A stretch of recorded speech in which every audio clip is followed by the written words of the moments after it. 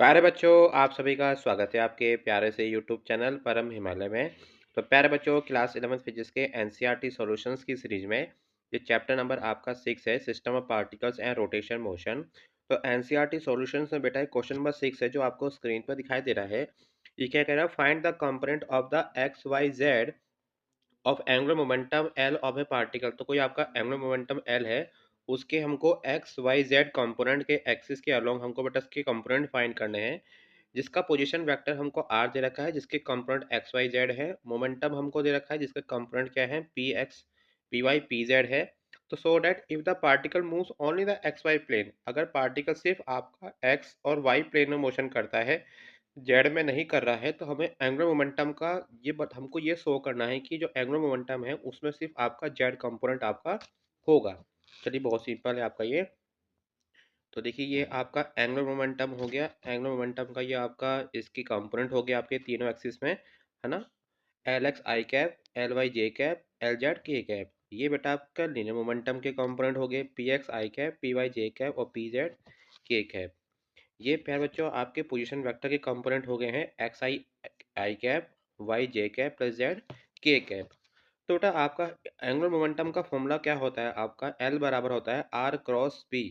क्या होता है आपका? R cross p. तो ये आपका आपके बेटा यहाँ पर पूरा का आर, इसके कंपोनेंट आपके आगे, है ना। ये आपके पी के कंपोनेंट आगे। तो बेटा इसको सॉल्व करने का तरीका होता है, उसको हम बोलते हैं मैट्रिक्स। तो मैट्रिक्स में बेटा हम लोग इसको क्या लिख सकते हैं? यहाँ पर आपका आई कैप, जे कैप, के कैप।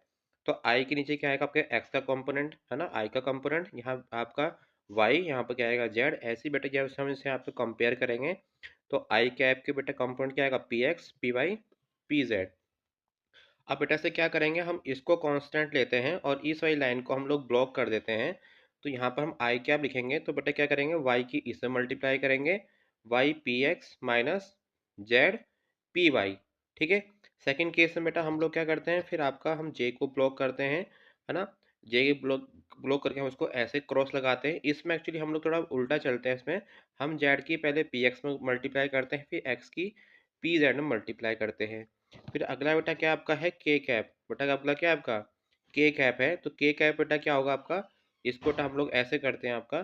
तो के कैप बेटा क्या होगा आपका? फिर हम एक्स की पी वाई में गुणा करेंगे और पी एक्स की वाई में गुणा करेंगे। तो ये प्यारा बेटा क्या आ गया आपका? ये आपका बेटा इसमें आपका ये फॉर्मूला बन चुका है आपका। ये किसका बन चुका बेटा? आपका ये आपका आपका एल का फॉर्मूला बन गया है आपका। आई वी, आपका I Y P x minus Z P Y plus J cap Z P x minus x P Z plus K cap X P Y minus Y P x. ठीक है। और प्यारे बच्चों, हम क्या जानते हैं आपका? अभी हमने ऊपर बेटा आपका एल फाइंड किया था हमने आपका भी। ये आपका एल के कंपोनेंट है ना। और प्यारे बच्चों, ये भी बेटा क्या आपके, ये भी आपका भी हमने एल का कंपोनेंट निकाला है। तो मतलब वो बेटा दोनों आपस में बेटा क्या हो जाएंगे? आपके बराबर हो जाएंगे। तो इट मीन्स आपका बेटा क्या हो जाएगा? एल एक्स आई कैप, एल वाई जे कैप प्लस एल जेड के कैप बेटा किसके इक्वल हो जाएगा? आपका इसके इक्वल हो जाएगा। अब बेटा इसमें क्या करेंगे हम आपका?